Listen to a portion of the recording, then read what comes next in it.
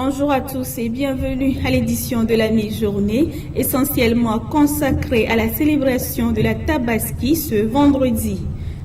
Les fidèles d'Allah célèbrent ce vendredi l'Aïd el-Hadr, une fête importante du calendrier musulman. La crise sanitaire actuelle a eu d'impact sur la célébration de cette fête du mouton cette année. Les fidèles musulmans ont du mal à s'approvisionner.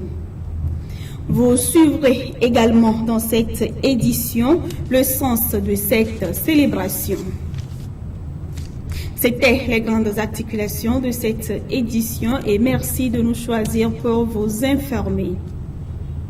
La communauté musulmane célèbre ce vendredi la fête du mouton ou l'Aïd el-Hadr, une des deux fêtes importantes du calendrier musulman.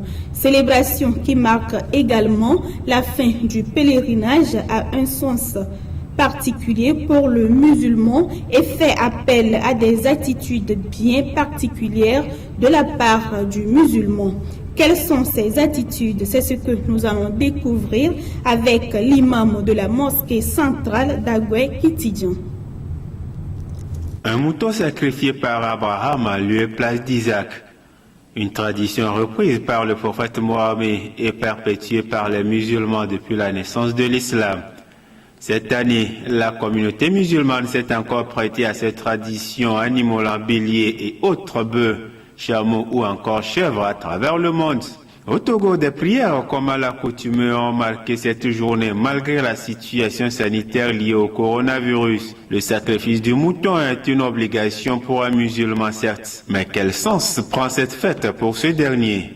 Le sens de Tabaski pour un musulman, c'est la tradition du prophète Abraham que le prophète Mahomet, paix et salut sur lui, a repris et a recommandé aux musulmans, ceux qui ont les moyens de le faire. La Tabaski est une occasion pour un musulman de glorifier Dieu. Cette fête de Tabaski, qui est Eid al-Adha, c'est beaucoup glorifier Dieu. Par exemple, il faut dire Allahu Akbar, La ilaha illallah, Allahu Akbar, ce qui veut dire que Dieu est grand, il n'y a qu'un seul Dieu. Donc c'est ce que le musulman doit répéter. Donc ceux qui ont eu les moyens de faire leur sacrifice doivent remercier beaucoup Dieu et fêter dans la modération. La célébration de la fête du mouton doit faire appel à un ensemble de comportements que doit adopter un musulman. Tout d'abord, l'alcool est interdit en islam. Le Coran l'a catégoriquement interdit. L'alcool, le musulman doit se séparer de l'alcool. Il y a l'eau, il y a les boissons sucrées, tout ça là, l'homme peut utiliser ça avec tout ce qu'il veut manger. Donc pendant la fête, on peut voir les boissons non alcoolisées. Ce que je vais dire à la communauté musulmane est qu'il faut remercier Dieu. Puisque beaucoup d'entre nous, avec qui on avait fêté l'année passée, ne sont pas là. Et nous, on a eu la chance de rester en vie, d'être en vie, et avoir les moyens pour faire nos sacrifices, avoir le temps pour glorifier Dieu. Il faut rappeler que la célébration de la fête de Tabaski cette année marque la fin de l'année 1441 et annonce le début de l'année 1442 au calendrier musulman. Hier jeudi, c'était les derniers réglages pour la célébration de la fête du mouton ce vendredi. Une équipe de la rédaction a fait un tour dans le quartier Zongo pour voir comment les fidèles d'Allah s'activaient. Veille de la grande fête des moutons ou Tabaski pour les musulmans. Une période de forte commande auprès des tailleurs. C'est le cas particulièrement ici au quartier Zongo. Comme on peut s'en douter, ils sont tous à la tâche pour livrer à temps les commandes. Contrairement aux autres années, les clients n'ont pas abondé dans les ateliers des couturiers et couturières.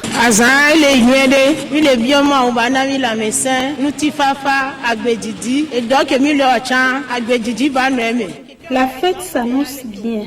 Nous demandons juste la grâce de Dieu.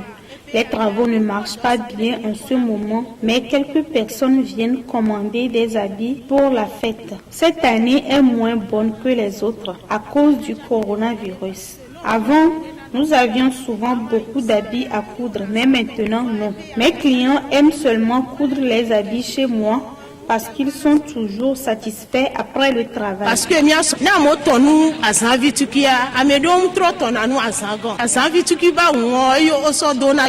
d'une part, les tatouages sur les mains et les pieds sont aussi une règle en cette période pour les musulmans, lesquels s'adonnent à cœur joie.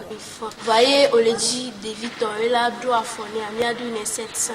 Mais quand on a dit la droit à fournir, on a donné 500. En ce qui concerne les tatouages, on le fait pour gagner un peu d'argent.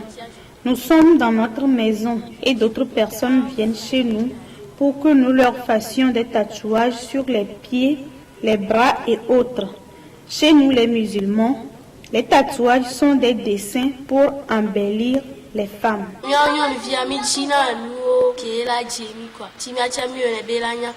Je vends les habits prêts à porter. Je fais pédicure. Pour ce fait, comme c'est le matin, je ne vais pas tout de suite dire qu'il n'y a pas d'influence. Mais au moins, j'ai déjà reçu un client pour pédicure. Donc, j'ai l'assurance que jusqu'à la fin de la journée, j'aurai ma part aussi. Comme il y a Corona, certains ont peur de le faire. Mais il y a d'autres qui viennent avec leurs instruments pour les arranger. C'est le lieu de souhaiter une bonne fête de Tabaski à tout musulman. La fête du mouton ou l'Aïd el-Hadr a connu une difficulté particulière cette année. Elle s'est manifestée par une crise liée au coronavirus, laquelle n'a pas épargné les portefeuilles des fidèles musulmans qui ont du mal à s'approvisionner sur le marché. Une situation qu'a constatée une équipe de la télévision Espoir 47 au marché de bétail d'Alenka. La grande fête de Tabaski, une fête des musulmans encore nommée fête de mouton. Nous sommes dans le quartier Aguazongo à quelques jours seulement de la fête.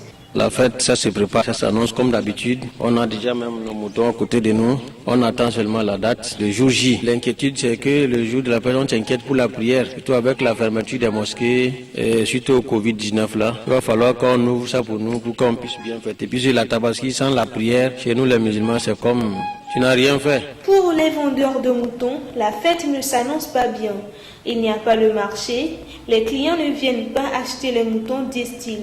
On vend les moutons. On n'arrive pas à voir. On a mené beaucoup de rivales. Nous, on vient de Sankaza sur la frontière de Burkina. Mais on a mené beaucoup. Aujourd'hui, ça fait une semaine, on a mené personne ne paie pas. Donc, on a mené beaucoup de moutons. On n'arrive pas à vendre. Si les gens viennent, ils disent qu'il n'y a pas l'argent. Ils viennent dire qu'il y a Corona. Donc, les activités ne marchent pas. Les moutons de 150 000, ils disent 80 000. Les moutons de 100 000, ils disent 50 000. Donc, on n'arrive pas à vendre. Sinon, les activités ne marchent pas. D'autres disent, il fait déjà 4 mois, le travail ne marche pas. Donc, on a mené, ça fait 2 semaines, on n'arrive pas à vendre.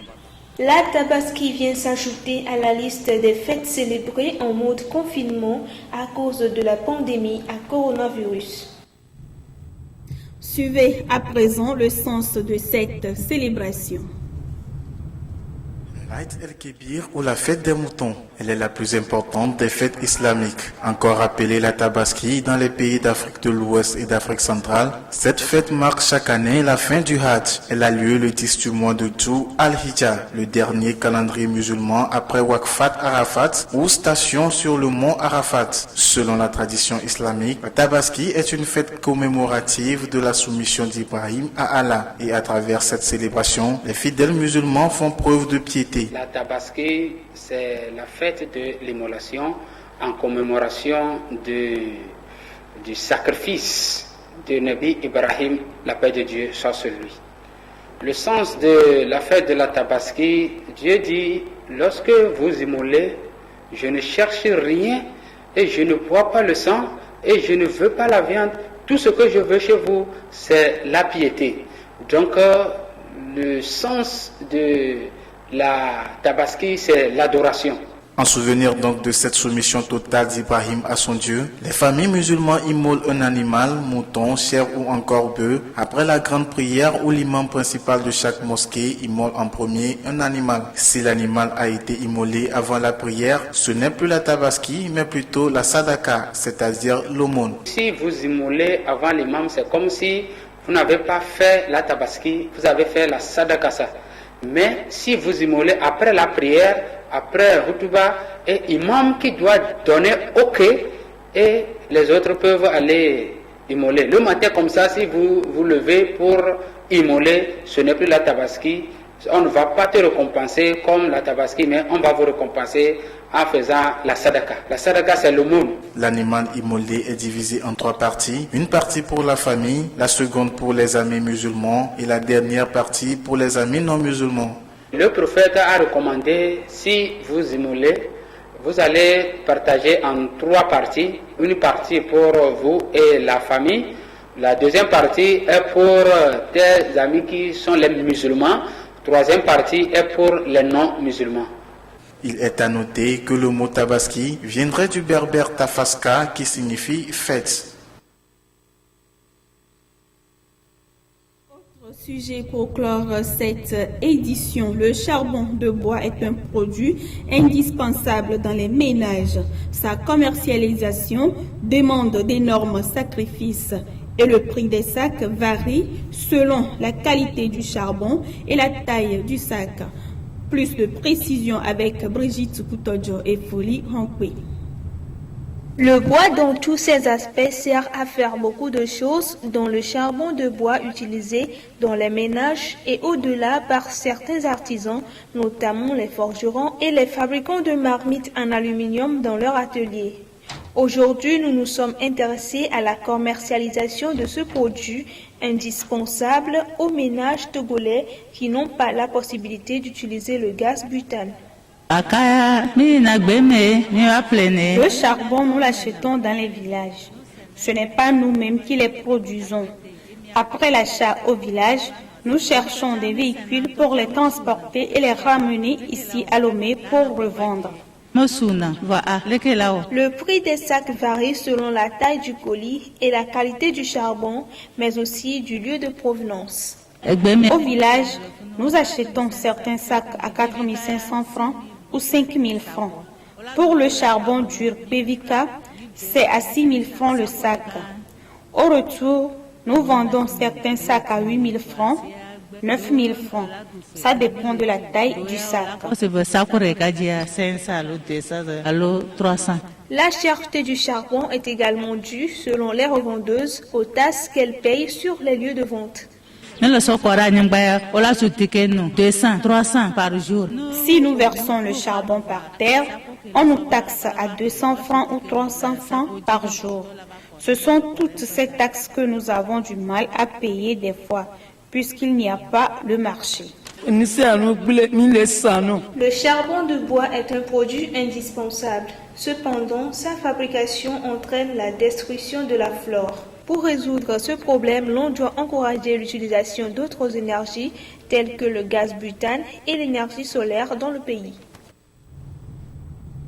Voilà qui referme cette édition. Merci de votre fidélité à la télévision Espoir 47 et bonne fête à tous les musulmans.